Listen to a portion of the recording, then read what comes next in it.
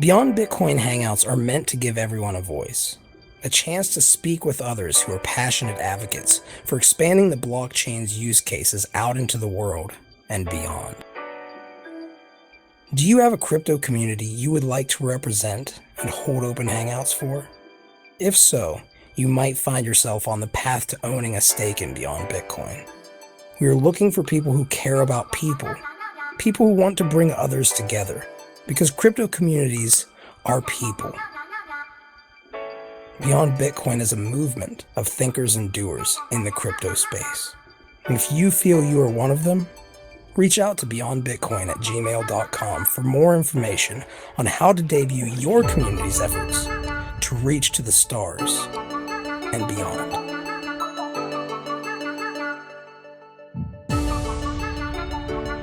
Welcome everyone to another Beyond Bitcoin Hangout, and it is March 24th, 2017. This is episode 200. We've been around for a bit in the crypto sphere, started in the BitShares ecosystem, and the BitShares community grew into something bigger because we all love cryptocurrency, we all love blockchains, and for some reason we can't stop. So we decided that we were going to archive these, and we were going to have these hangouts, and we were going to make it so anybody can join up and talk about their cryptocurrency project, their blockchain project, and even getting sometimes into disruptive tech like 3D printing and stuff in the past. So now we are getting together again for another hangout, and we are going to have 4 people today who want to join up and talk as guest speakers about their projects. Some of them, those of you who are veterans here and who are listening in, will know. Others of you who are new, you might not know all of them, but I assure you that they continually come here providing updates and showing that they deserve a little bit of trust in an ecosystem that is very much like Fuzzy always likes to say, the wild, wild west. So with that said, trust is very important in this ecosystem. So I advise you all to support those who work to gain your trust, and do what you can. It doesn't always mean monetarily. Now, with that said, we have guest speakers who joined today. They RSVP'd this week on the steemit.com website under the Beyond Bitcoin RSVP post. They're going to be splitting about $30 between all of them in Steem. First is going to be PeerPlays, followed by CM Steem, who's going to be talking about Gridcoin and giving some Gridcoin community updates. And then we're going to be following that up by Virtual Growth.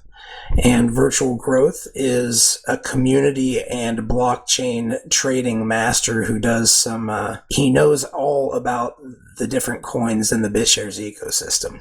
Let's just say that. So he'll be talking about some of those coins, some of his community initiatives, and maybe some of his giveaways. Now, with that said, Data Security Node is going to be talking about PeerPlays today, providing some updates on that project. It's kind of one of our community spotlights, so please consider paying attention to this project and sharing it during its ICO phase. With that said, I'm going to step back. Good day, everybody. My name is Jonathan Bahai. I am the president of the PeerPlays Blockchain Standards Association, otherwise known as PBSA. We are a nonprofit organization dedicated to supporting and promoting provable fair gaming standards on the PeerPlays blockchain. And today I am very excited to be announcing a very cool contest which we are holding, which will be starting next week. I'll just give you the gist of it. All you got to do is post something that is really creative and cool on steemit.com, and you can be ensured that you can expect certain whales to be following anything to do with PeerPlays. And following that, over a 72-hour period, starting next week, the winner who has the most Steem dollars, the most re-steams, the most tweets, and Facebook likes and the such, will receive a $500 Bitcoin reward.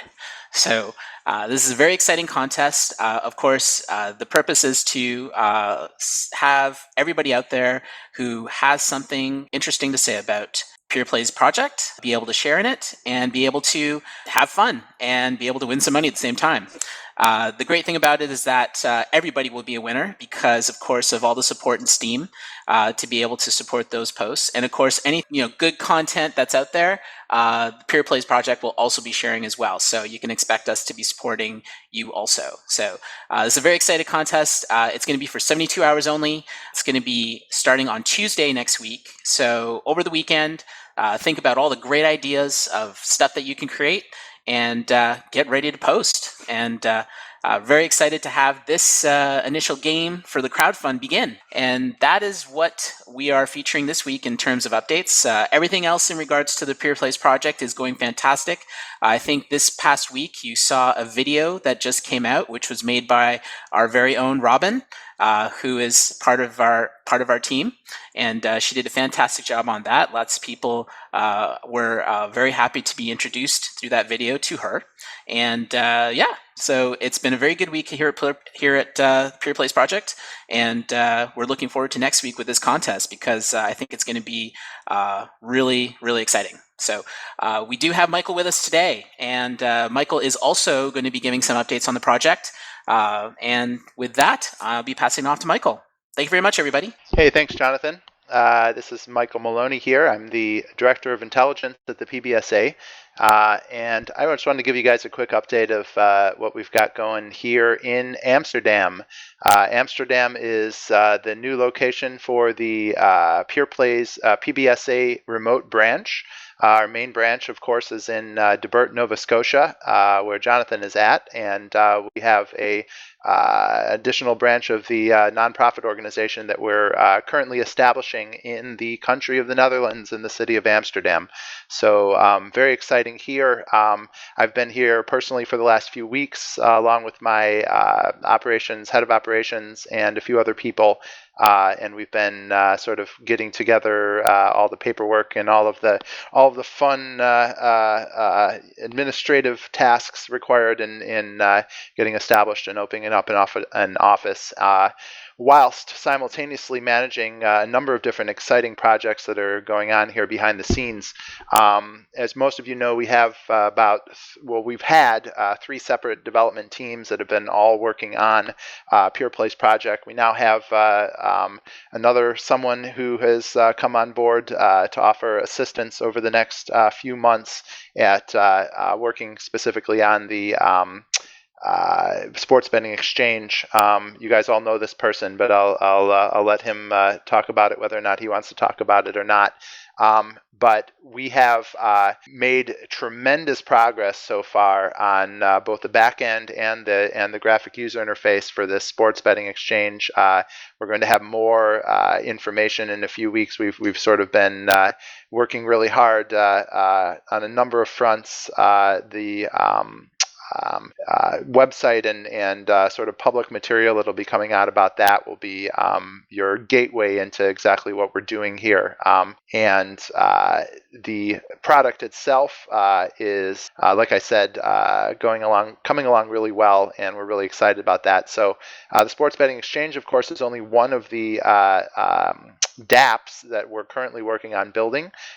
We have another set of dApps that we're currently both building and in the planning stages of. So we have a team, as I've mentioned before, in Belarus, in Minsk.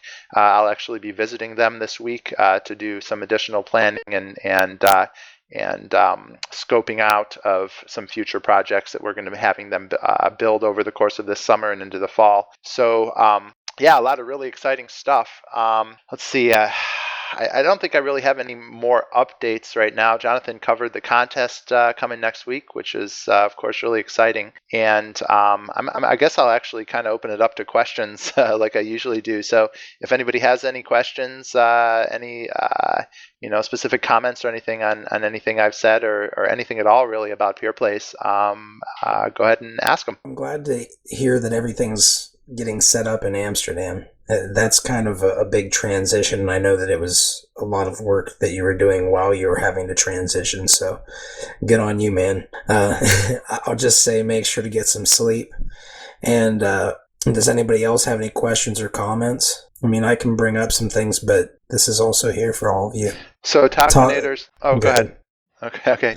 Taconator's asking, can you elaborate on which entity will create/propose any particular sports event to bet on?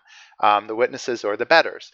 That will be the witnesses. Of course, the witnesses will be responsible for settling the markets as well.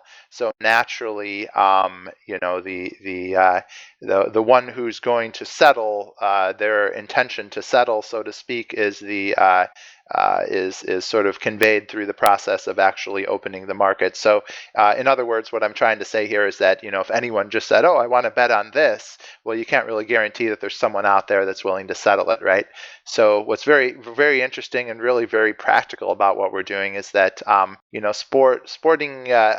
specific sports, specific sort of categories of sports, and then of course leagues and individual events, whether they're sort of regular season or any sort of stylized events. All of it is very, for the most part, very neatly categorizable. There are a number of challenges which we've been developing solutions to sort of overcome. Challenges, regarding the sort of somewhat semi-spontaneous nature of how certain sports in certain countries come together, and teams and leagues come together and play. But there are a lot of leagues that are very regular and have very predictable schedules and things like this. So this is, of course, sports betting is just what prediction markets are really made for. I mean, I don't think anyone can argue with the logic. That's what they are. Yeah, I mean, there's no, well, I've mentioned this before, but there's a lot of talk about about creating these prediction markets that are so incredibly flexible that you can bet on anything, right? But the problem with that, of course, is that people don't really want to bet on anything. They want to bet on sports games. I mean, it's really true. All there is to it. If you look at they make television series about it. Yeah. There's a little bit of every once in a while people like to go outside of the boundaries, but the vast quantity of revenues that are generated every year in the industry all are based on sporting events. So that said, it's been very practical for us to look at solutions that are somewhat hybrid in that the events themselves and the results of the events are available all over the place in very reliable places, right? There's both public and sort of professional paid API feeds that one can subscribe to and automatically be updated with all kinds of sports statistics and things like that. So basically what we've been working on is creating a hybridized version of a tool set that the witnesses can interact with the internet at large and then reliably publish data that will help to create and settle these sporting event markets. Now that's just, of course, one tiny corner of what we're doing, as we have completely redesigned from the ground up the prediction market engine for graphene. If some of you may be familiar that there is a sort of rudimentary prediction market asset creation and resolution feature or capabilities on the DEX, the decentralized exchange, which is part of the open source graphene toolkit that BitShares uses, but it's very there's many issues with it that just made it not something that we could really salvage and work with. So we've gone about and redesigned and are in the process of building an entirely new sports betting prediction market engine for the graphene code base, and that will be the foundation for the PeerPlays sports betting exchange. So very, very exciting. And let's see if I can shift over here and see if there's any other.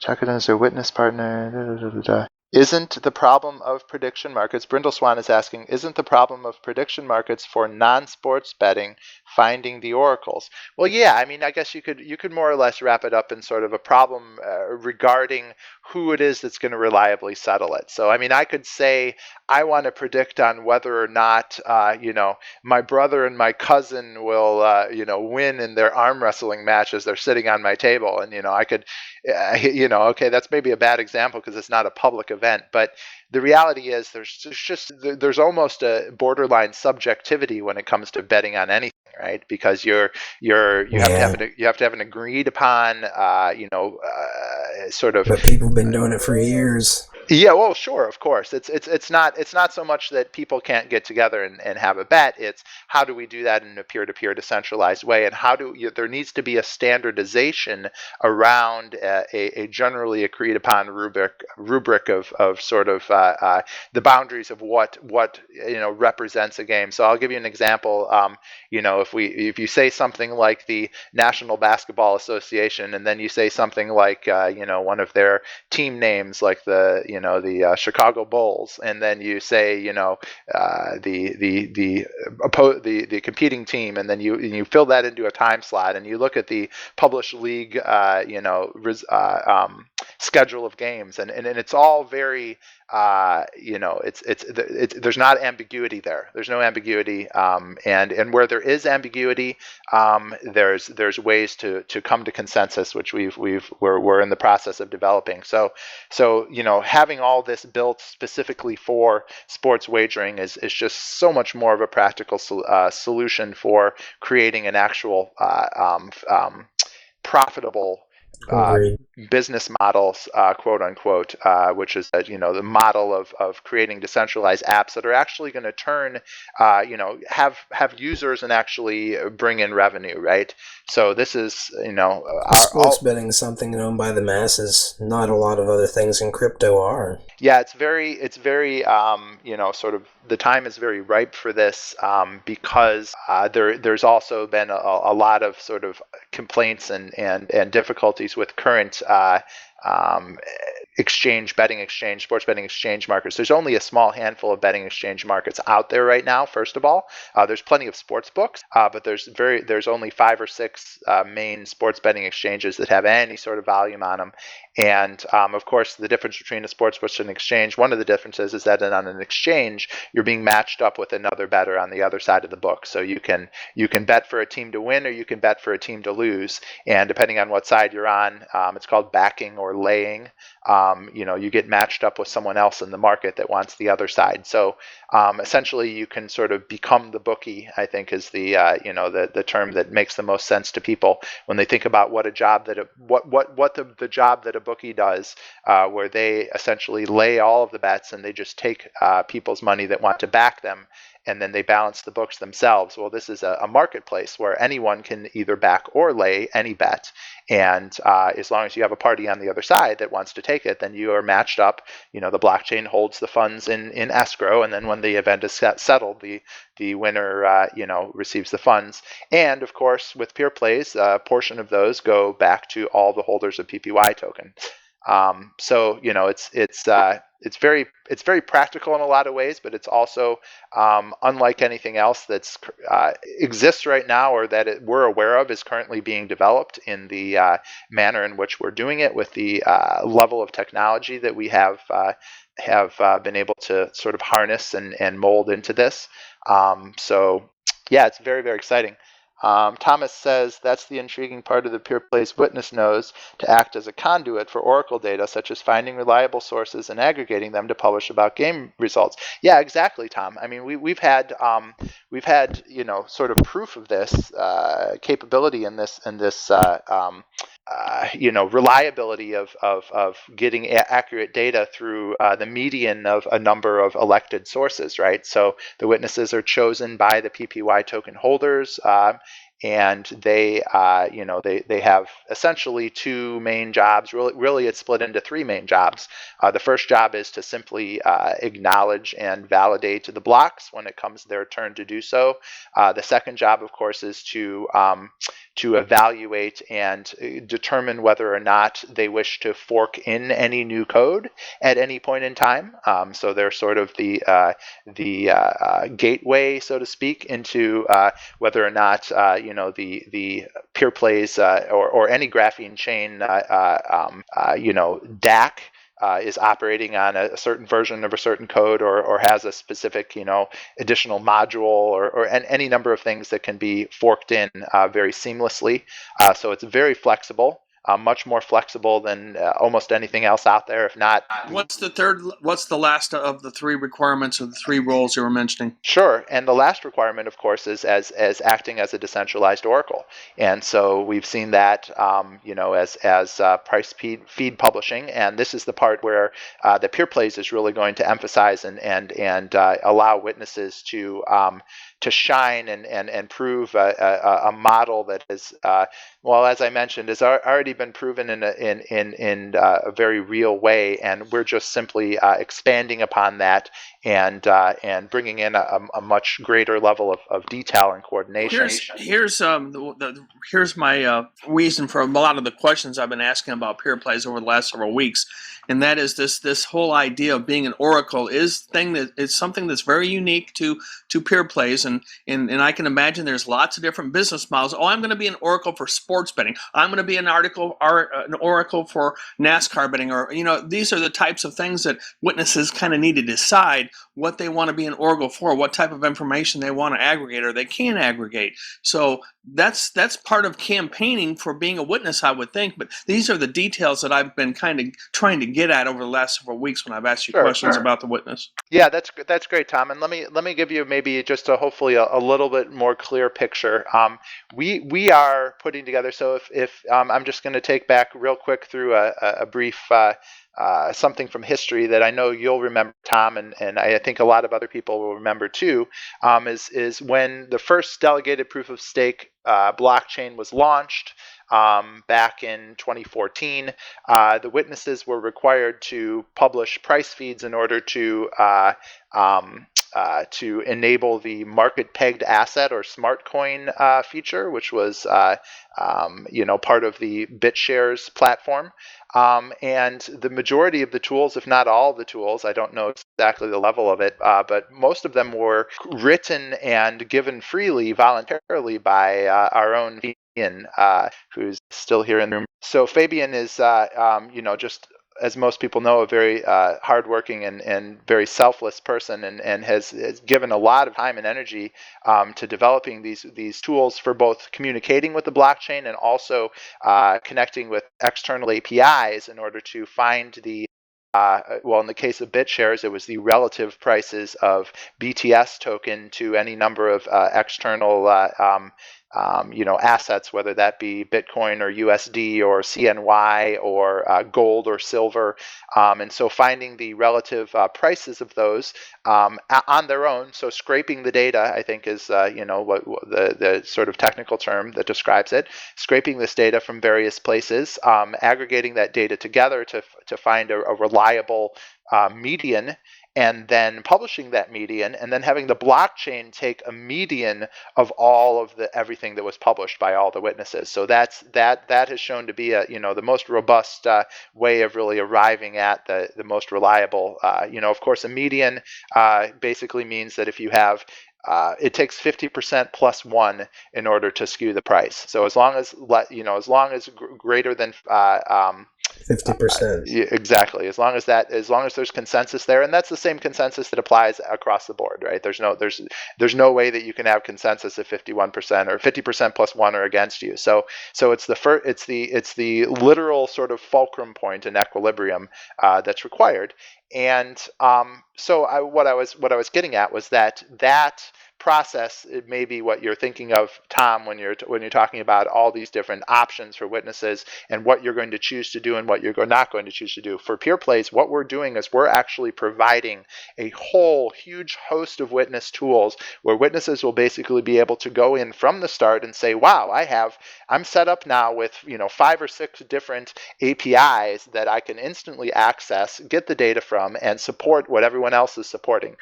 We will also be providing on ongoing updates and ongoing additional tools. So we want to provide, quite literally as many different API connection or sort of tools for connecting with as many different data sources as possible and scraping from as many different sources as possible, because the more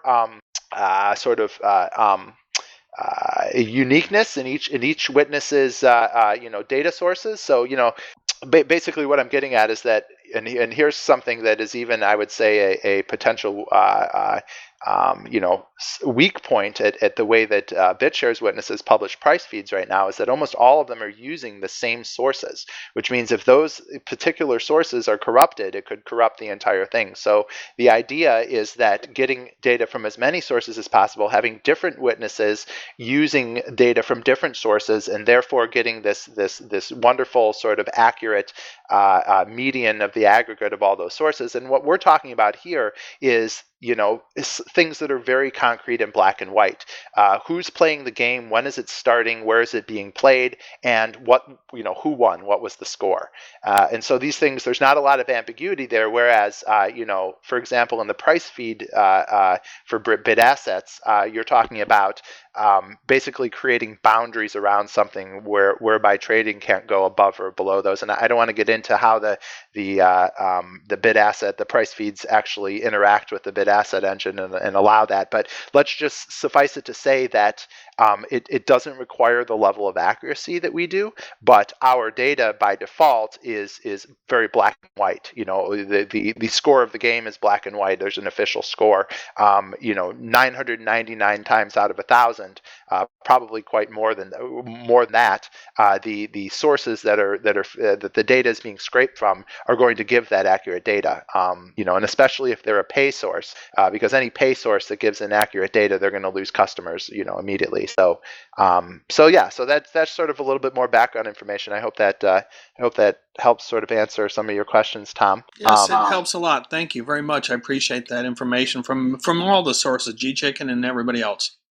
All right, guys. Well, I hate to cut off this segment short, because this is the problem. Good time to do it. Running these is we could probably go for a whole hangout on any of these projects. But for right now, this is the perfect place, I think, to ask Crypto Prometheus if you would like to give some contact details, if anybody is interested, or how they can go find the ICO. Yeah, thanks a lot, Fuzzy. We have our Telegram channel right now is t.me/PeerPlays. So that's Telegram. A lot of people are on Telegram right now. If anyone who's listening to this isn't on Telegram, there's so much going on. There's so many ways to connect with people. There's so many interesting projects. So definitely get set up with that. We also have a private PeerPlays specific chat channel at https://peerplays.chat. Our main website is peerplays.com, and you can link to the crowdfund that's going on right now. So please, if you like what we're doing and you want to be a part of it in a very big way, read about the PPY token, read about all of the wonderful sort of capabilities that the technology allows around that particular token, and how we're going about the crowdfund to continue the development of this platform. And you can also go to peerplays.com/news. That has all of our everything from social media updates to press releases to project updates to Beyond Bitcoin episodes, archives with PeerPlays, all kinds of fun stuff on there.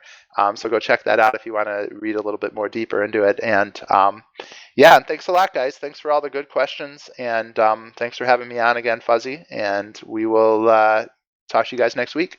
And just real quick, there's been some confusion, I think, in the crypto space about the ICO being over, but in fact it's still going on, and they can go to PeerPlays news.com or peerplays.com/crowdfund for the ICO, right? Yes. /crowdfund is the ICO. It ends on the 14th of May, so we still have quite a few weeks left to go. I think there was one site that published the wrong end date. We've I don't know if we've been in contact with them yet, but I think we've tried to get in contact with them. So yeah, we're trying to get, we try to keep everybody updated with the information. There's a lot of third-party sources out there, and sometimes, wires get crossed. But yes, please do stop by and participate in the ICO if you or the crowdfund if you like what we're doing. We're going to move on into talking to Custom Miner, who's going to be here today. He runs the Gridcoin Hangouts for Beyond Bitcoin and our community. So he is actually leading their own community's Hangouts. For those of you who are listening or here today as guests and you were not aware, so there is going to be a little bit of talk about that, and he's got some updates on Boink and the Gridcoin community. Custom Miner, are you there? Hey, can you hear me all right? Yeah. As always, perfectly, man. You got it set up. Well, I'll go ahead and I'll step back and bow out and let you start. All right, excellent. First off, I'd like to congratulate the Beyond Bitcoin community for reaching their 200th episode. It's pretty cool. Hopefully we'll continue on to like 1,000, Yeah, so I've got a few topics to discuss. The first category will be Hangouts and community. So I've recently created an upgraded Gridcoin Hangout episode guide. So it basically shows every single one of our episodes, where the RSVP thread for Steemit was, and including like detailed list of every time I've spoken on Beyond Bitcoin. So check that out. We've held approximately 26 Hangouts thus far. We were doing it on a weekly basis, and we're now doing it on a fortnightly basis. Our next Hangout is our 27th episode is on the 1st of April 2017, which is Steemit's anniversary. The Gridcoin community has been involved with Steemit for about as long as Steemit's been about, maybe like a month or two after release, really. So we're pretty excited about that. We've held 6 interviews with Boink project administrators in dedicated interview sessions. These are separate from the Hangouts themselves, just so that we can build bridges between the Gridcoin community and the Boink communities. The interviews we've done are for Amicable Numbers, Citizen Science Grid, Drug Discovery at Home, SR Base, Skynet Pogs, and Yo-Yo at Home. So 2 of those are released at the moment. Got a bit of a backlog of editing to do, but check those out. If you're running a Boink project, anyone listening, we'd love to interview you. We've got about 83 tasks that we're tracking and are being worked on by the community. These are tasks that are extracted manually from each of the Hangouts. We come up with ideas, then we weren't getting around to them. So we started, transcribing them partially and getting onto them. It's really been helping with productivity. It's pretty cool. And something else in the Gridcoin community, it's been a while since the last Hangout, so I'm just kind of covering everything that's happened, in the last couple months. Yeah. So about a week or two ago, members of the Boink community managed to discover a user was dropping malware onto their computers through like a game crack. Basically, it was secretly installing Boink onto their computer, and he'd managed to basically create a 2600 computer strong botnet. So he was using this to earn Gridcoin, which was, we had a bunch of users come on saying, people are earning Gridcoin with a botnet. That's not cool and stuff. So, went back and forth with the Boink community and managed to neutralize this guy's botnet. Effectively, we just cut him off from his nodes. He wasn't installing a Trojan, so effectively he lost access completely to these accounts, which was a good result. So it ended up with him not even really getting many of these coins. Well, he's not been entirely removed from the Gridcoin network. He's been he had a large magnitude. We basically removed 95% of his earning potential. So we've still got that 5% to go, and it's just a matter of reaching out to Boink project admins and stuff. Yeah. Wow. So moving on to the next topic, we've got 2 newly whitelisted Boink projects. These are Citizen Science Grid and Amicable Numbers. Amicable Numbers is a mathematical-based project looking for certain types of numbers within a large range of numbers. It's pretty, we've got an interview out for that. Citizen Science Grid was removed from the whitelist back in November, but it's been added back in purely based on the availability of work units again. So great to have them back in. So moving on to the next topic, we've got services with regards to Gridcoin. So Last time I talked, we mentioned the fact that Gridcoin had just been added to coinpayments.net. We've got 7 shops currently accepting Gridcoin, and we've got a task that's reaching out to all of the shops on coin payments. So trying to get them to add Gridcoin. So if anyone's listening that's got a shop that uses coin payments extensions, please do add Gridcoin as an option. I'd love to buy your random goods and services with Gridcoin. It'd be pretty cool. Gridcoin Stats, one of our most actively developed explorers, has been continuously improving, including further integration of Steemit. So he started integrating Steemit a few months back, and now it's also integrated for each of the individual whitelisted projects. So if anyone posts something that's tagged with World Community Grid, if it's tagged with that, it will flag up on that web page now. So it's kind of a way to get your centralized news for each of the projects from Steemit, which is pretty cool. That's definitely cool, man. Yeah, we've been trying to encourage, Steemit use within the Gridcoin community, and it's slowly building up. We're getting there. I've noticed that your community is starting to get more and more votes, that's for sure. Yeah, it's pretty good. And you have a very strong presence in terms of the community actually creating content and notifying everybody. I know they post to the Beyond Bitcoin tag because I'm seeing them all the time. Yeah, it kind of almost comes off as spam sometimes, with the polls, but it's just, we're creating so much content, I actually don't think of it as spam. I think of it as notifying people what's going on. Definitely. So there's been a few really interesting articles as well. I think Vortak and a couple other users are doing like GPU mining, guides, and it's really in depth. It's pretty cool. And I know Moises M. Cardona, he's been doing some pretty cool stuff with the MD Ryzen kind of new kit that's come out for Boink. But anyways, yeah, moving on. I've got a couple things left to talk about. With regards to development news, actually bounties first. I've almost skipped over that. So last Hangout, I mentioned the fact that we had an open source toolkit bounty. Basically, we were relying on a single pool, which was had slow payouts, and it was not brilliant. So we created a bounty we need a pool kit so that more pools pop, and we have innovation between the pools due to competition, right? So one pool has basically been created called grcpool.com, and it's almost fully open source, and he's managed to claim some of the bounty. So when that's fully open source, that developer will receive all of the bounty, and if you're interested in running a pool, you can do so when that is open, and that'll be pretty cool, seeing the competition between pools and how they can innovate to recruit more users to their pool. So it's going to be essentially something where anybody can spin up their own Gridcoin pool, and you can create kind of like a little market of pools who will be able to compete against one another. Yeah, exactly. I mean, like with the Bitcoin's proof of work pools, there weren't that many pools, and then suddenly a few open source kits were released, and then you had a flood of hundreds of pools, which is brilliant. That's what we wanted. So hopefully that will be the case, and then it's a matter of how do you recruit users to your pool over other pools, in order to earn the fees that you're charging, So potentially we'll see innovative, features come out.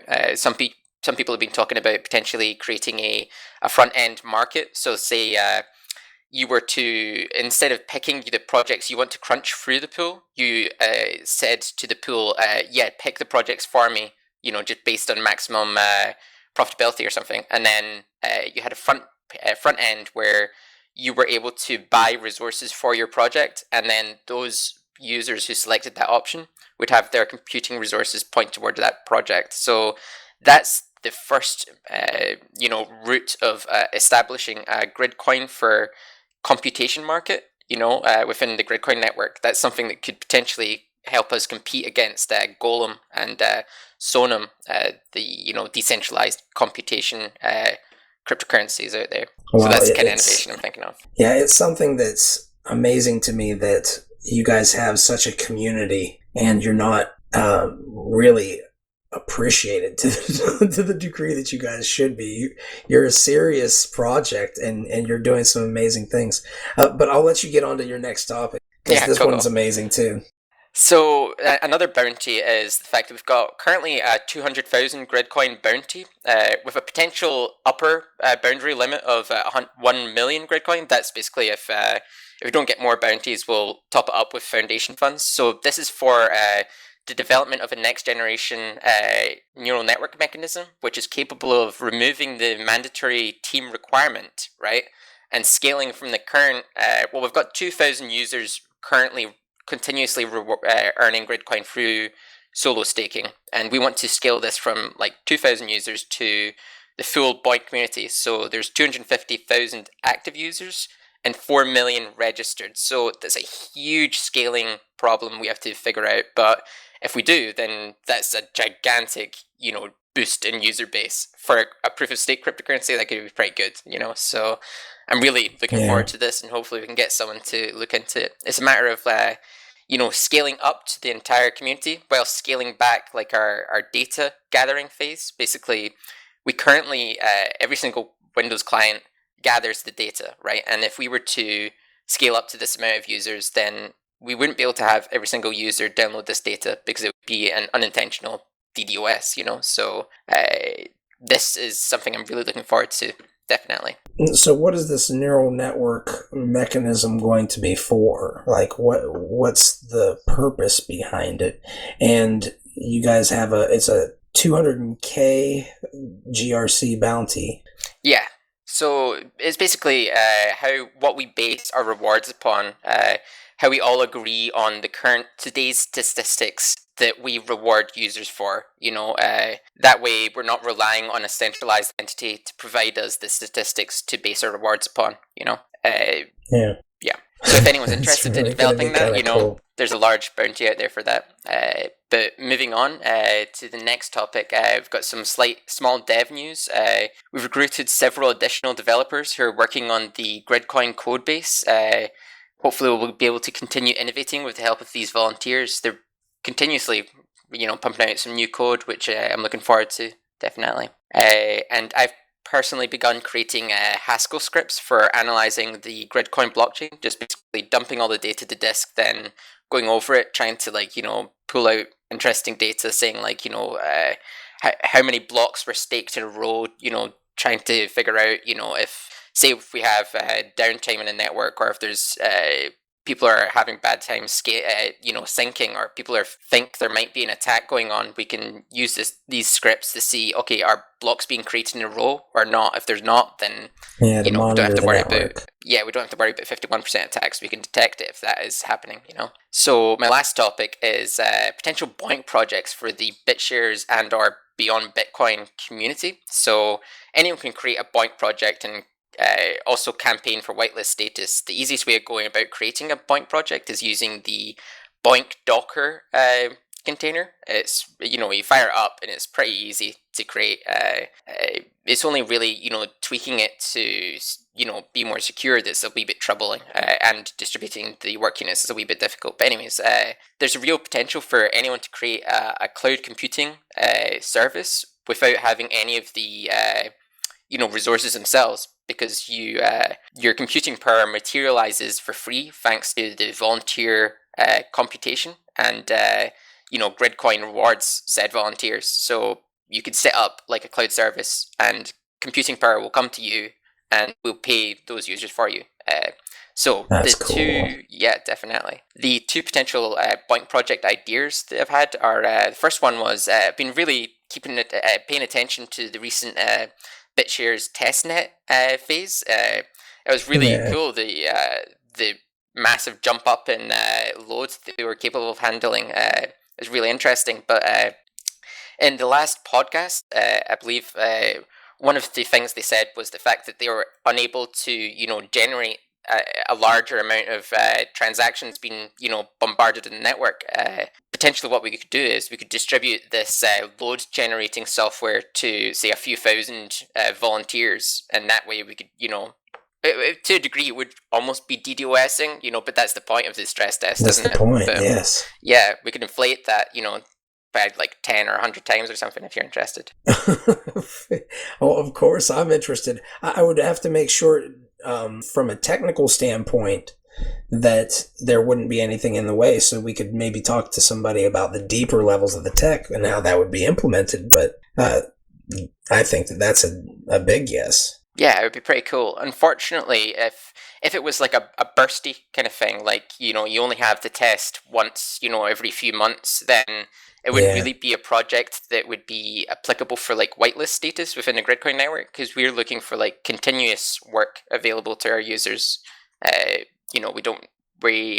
way we're able to continuously reward users. So it would work if you wanted like a continuous load bombarded to the testnet, Mm-hmm. Yeah, so the other idea that I had was, this was relevant to the last time I was on, episode 192. We were talking about potentially transcribing the Beyond Bitcoin video files, right? So you've got like 200 episodes. I think you transcribed the first like, Oh, you geez, did, yes. yeah, like first 100, there was an effort to transcribe it, but that was a large manual It's so much, effort. yes.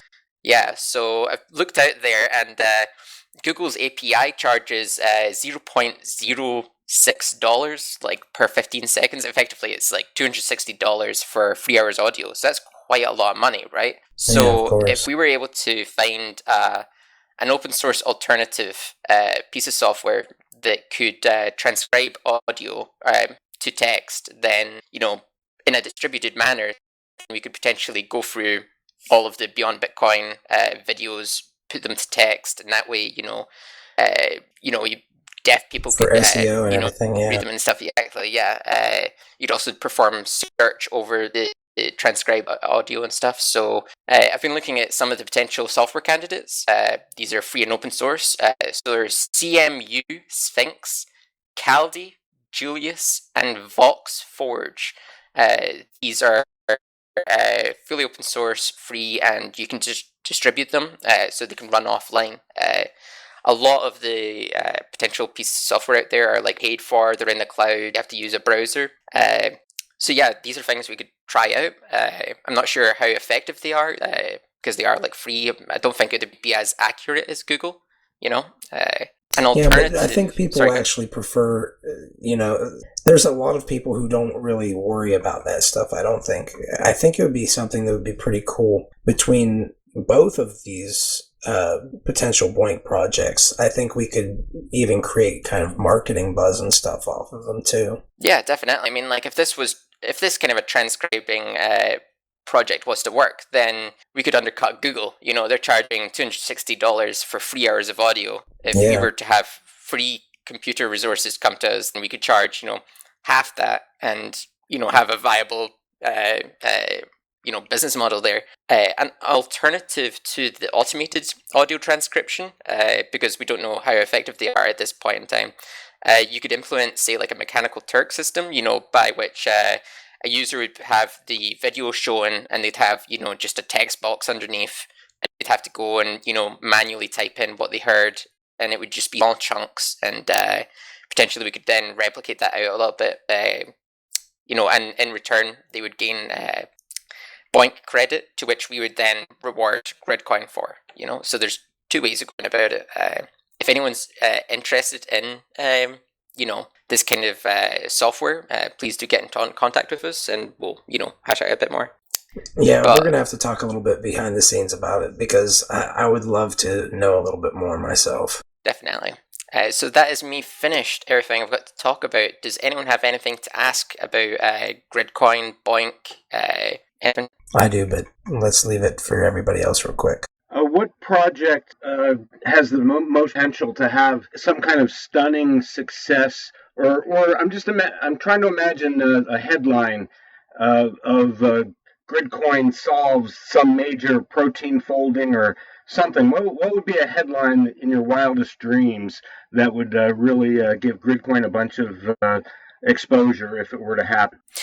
Well, there's a couple big projects out there, say like SETI at home. They're searching for extraterrestrial intelligence. Say they were to find like, first contact. That would be huge for SETI and BOINC. And as, on the side, we would have, we're advertising to all the major, BOINC tags. So whenever there's big news, we get thrown in the limelight as well. But we're number one in most of the leaderboards. So if one of our users was to find, was to complete the work unit in which this discovery was made, then perhaps we'd be able to get a shout out in their press releases, which would be like worldwide. If it was that big of a message.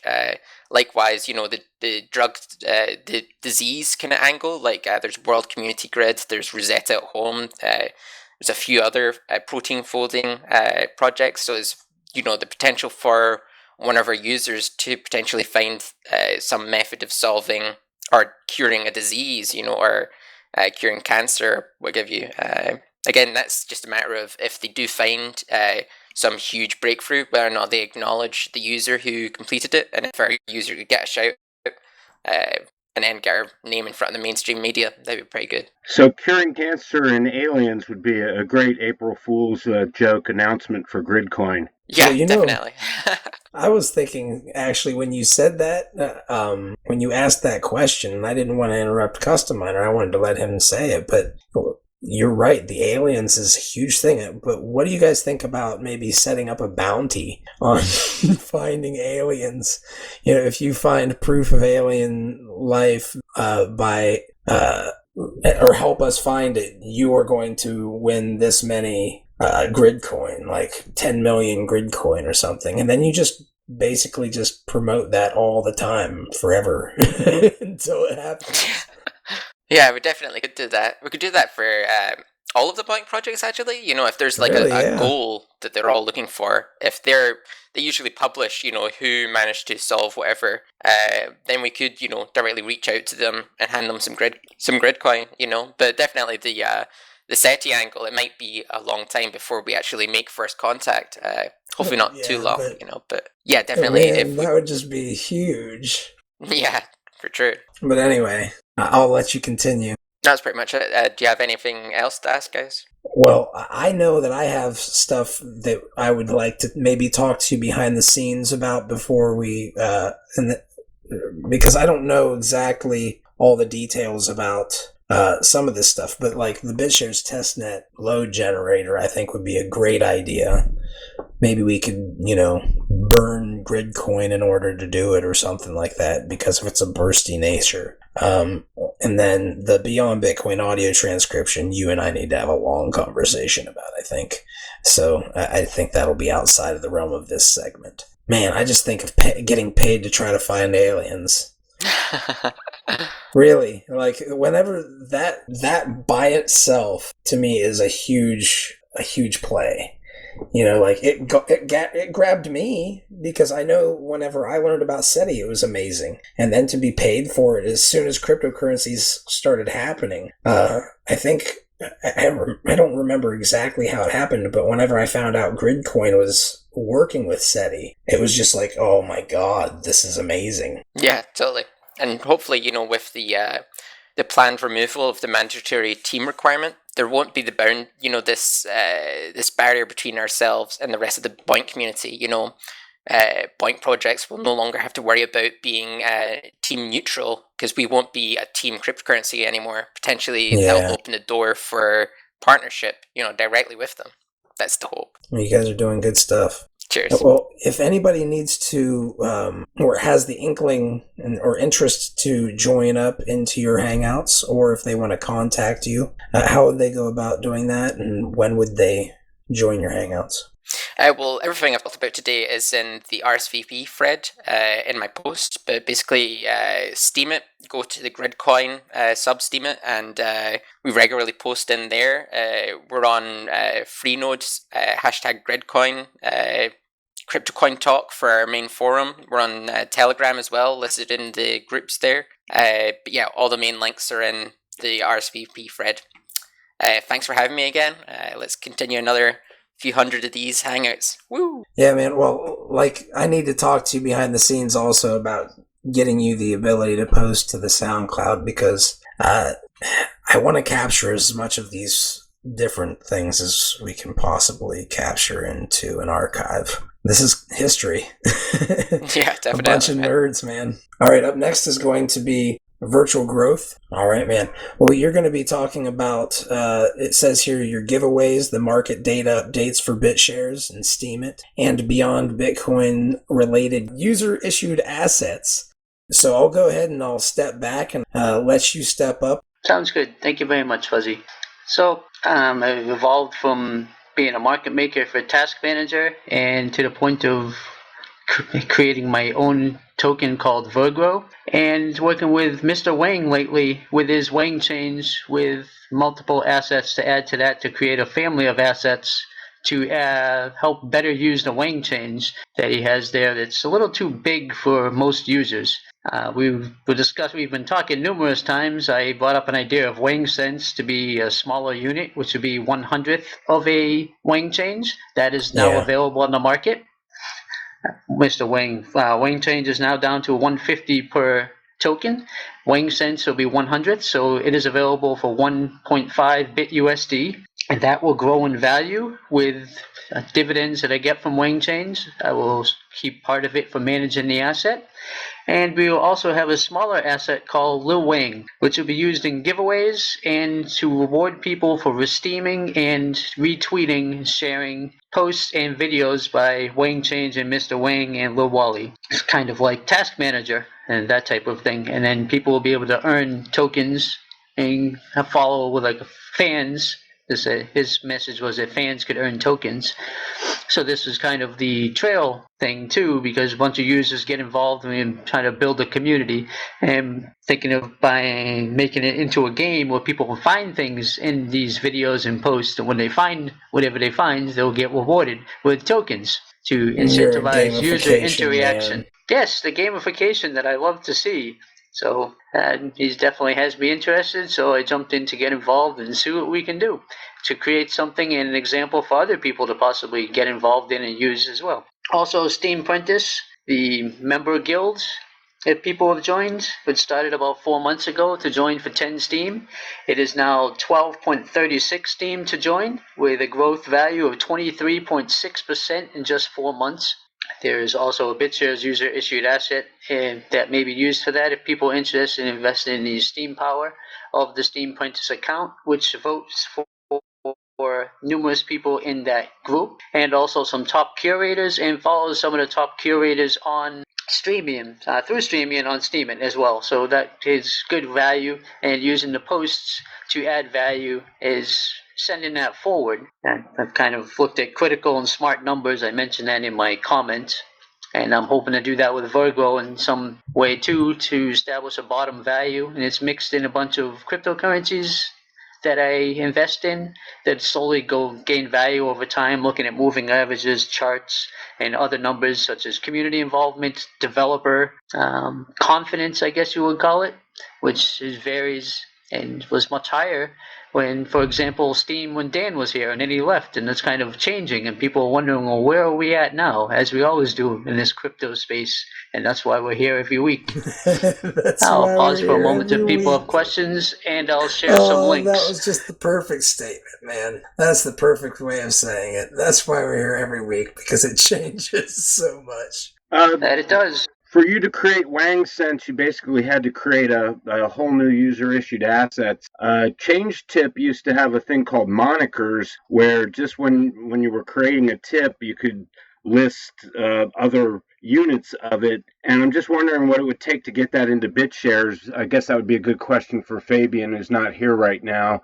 But I don't know how much work that would actually require to make that a feature in BitShares when you create an asset to be able to just list names for different units of it. Yeah, that's an interesting point. The other thing I'm looking forward is to the dividends feature, which I read about somewhere is in the nearer future, I guess, because that would help Mr. Wang as far as issuing dividends, which he does, and many others. I think we're looking at probably 8 months to a year. But I don't want to give like specific dates because I'm not the one doing it. But I will say that that's probably a safe guesstimate. I know that I've heard it from different people, but I would assume that that's probably a general safe bet. Though That you sounds generally safe don't and want to give reasonable. timelines. That's because things are always changing.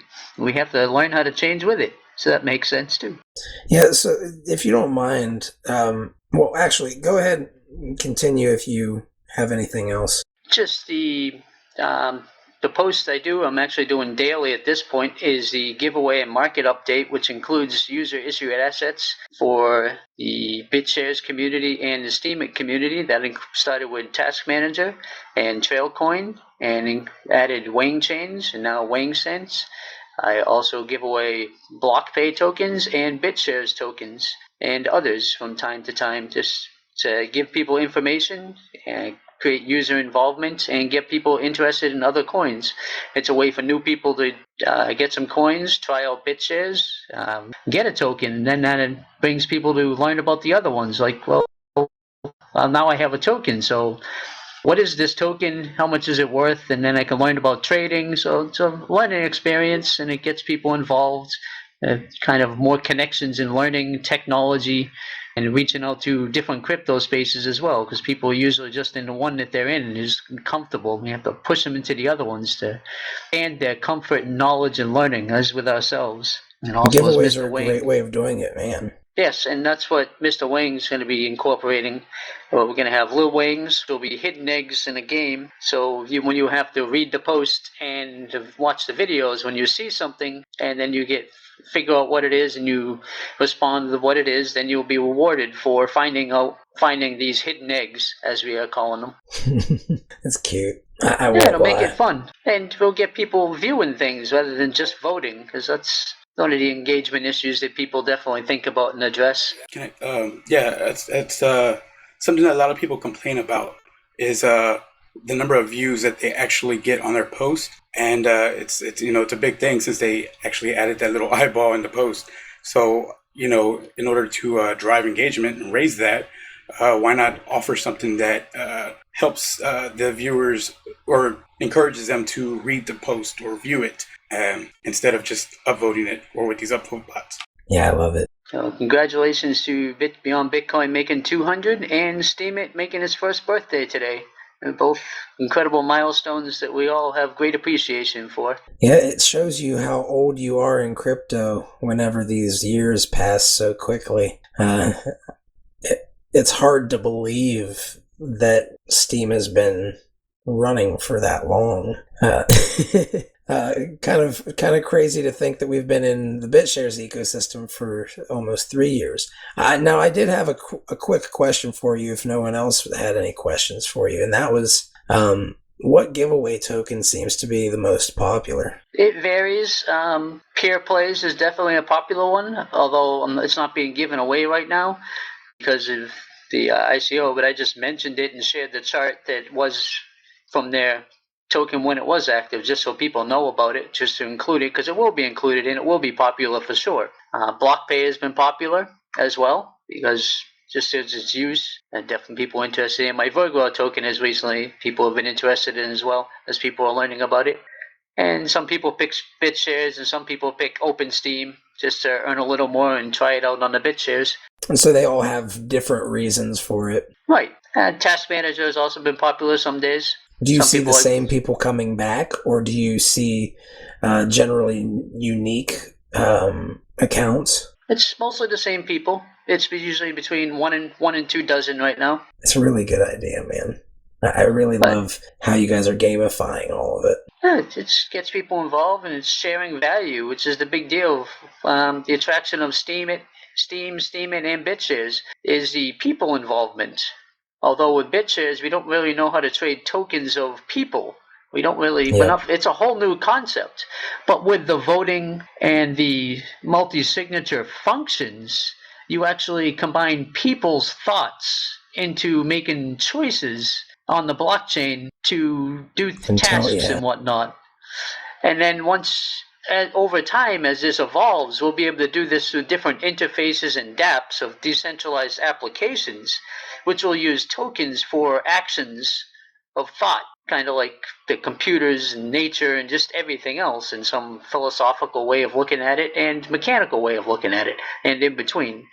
I mean, who knows where we'll be in another year, 5 years, 10 years down the line. And one other question I have for you, because you are always trading on the DEX and you're watching the markets a lot. In fact, you are aware of some of the ones that are going on behind the scenes and have notified me of it, and which made me kind of chuckle. I won't lie.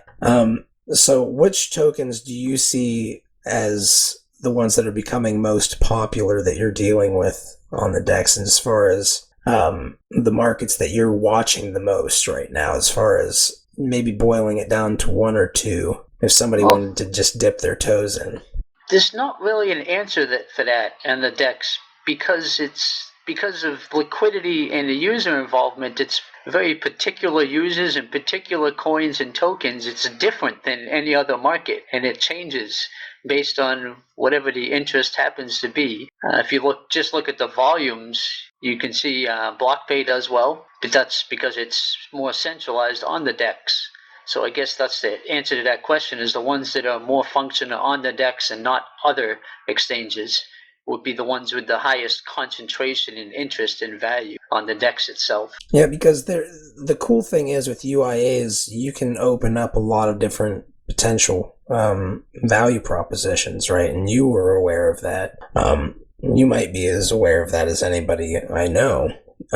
So it's kind of cool to see, but at the same time, for somebody who's kind of new to crypto, a UIA might not feel comfortable to them, so it's kind of cool to hear that BlockPay would be, I would imagine BlockPay would be one of the ones that is more of a solid as far as non-volatile crypto, because the I market wouldn't call depth, it non-volatile. well, I mean, like less volatile than probably a lot of the other ones that you're dealing with, because you're kind of, no, because it actually bounces between 15 and 20 cents. That's 25 to 33% volatility. It's quite a bit, even still. But I mean, like, do you know, well, that's kind of my question was like, if somebody wants to dip their toes into something that's the least volatile of the assets that you're, one of the, like, the safer ones, if there is such a thing, of course, right, in the assets that you're dealing with, which one would that kind of be, Well, that would be BitUSD, BitSilver, BitGold, the ones that are fast into long-term assets that have less volatility because of the time. All of these have different volatilities because they're all changing markets and they're all pegged against other ones. And most assets in the crypto space are pegged to Bitcoin itself as the middle one, which is the most volatile. So that kind of sends off volatility and everything else and spinning all over the place. Well, BitUSD actually is a pretty cool instrument. I would imagine. Have you done giveaways on BitUSD? I have not. I could That would do be that. Interesting. Yeah, the thing is, I wonder what people would say. I don't think people would be that interesting because it doesn't have a lot of usability outside the DEX at the moment. Yeah. I think people are more interested in the BitShares itself that backs the BitUSD. So that's why I just stick with the bits. Then people can use the BitShares itself to get the other ones if they so choose. Well, I keep loving to hear about the different projects that you're working with and the UIAs that you're dealing with. That's kind of my interest, because I see how you're giving away tokens. You're bringing people into BitShares. You're doing a good job of it from what I've noticed. And at the same time, we're starting to see BitShares going up in volume of trades. It's also going up in value recently too. Yeah, it's kind of cool, right? Yeah. One other thing, Gridcoin today mentioned that they're on coinpayments.net, which is the thing that I've been mentioning that BitShares should do. So maybe we can address that sometime in the near future. Yeah. Well, talk to me behind the scenes about it. I don't know what I can do, but I think we can maybe mobilize the community in some way. Yeah, it's just if everybody votes, they have a voting system. Everybody votes, and it's a certain amount of Bitcoin, and they take part of that to set it up for their work, and most of it is actually donated. And like Custom Miner said, the cost is about $700. I believe Cly got Steam added for a little less than that, maybe closer to $500. It depends on the complexity of setting up the coin. Everyone is a little different. Probably a worker proposal will work.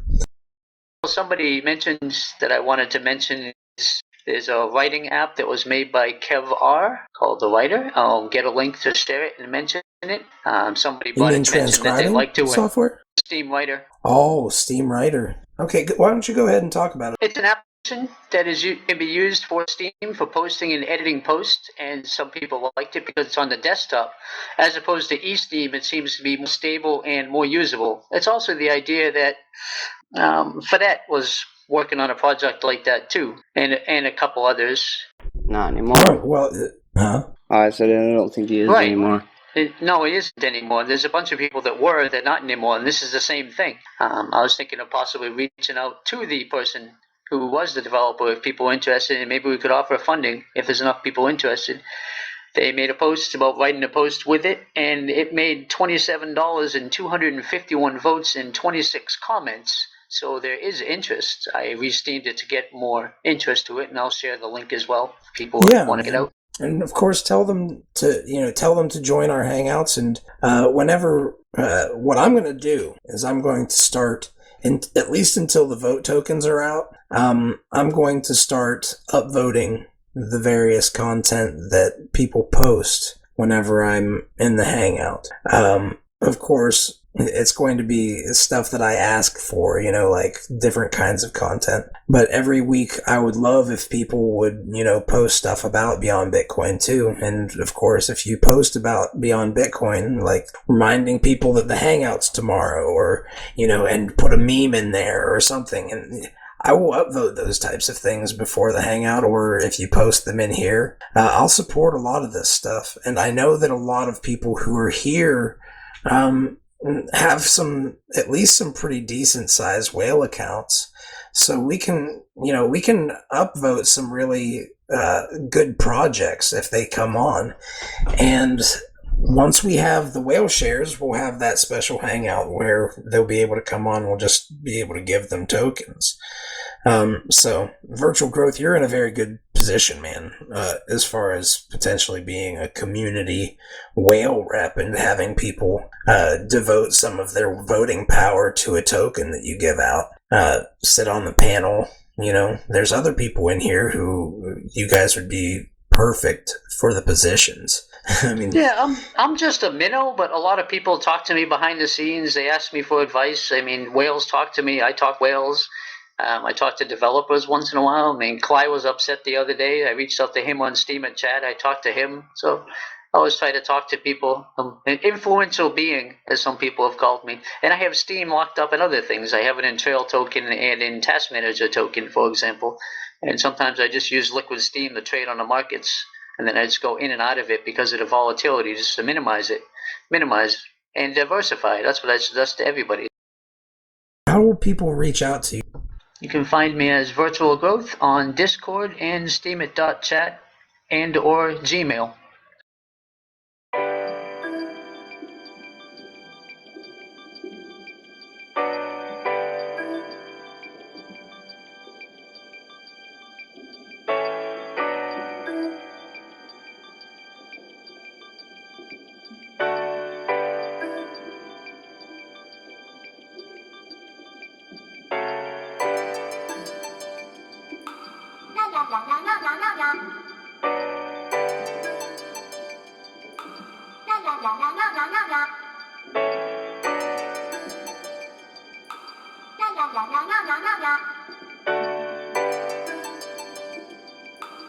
La la la la la la.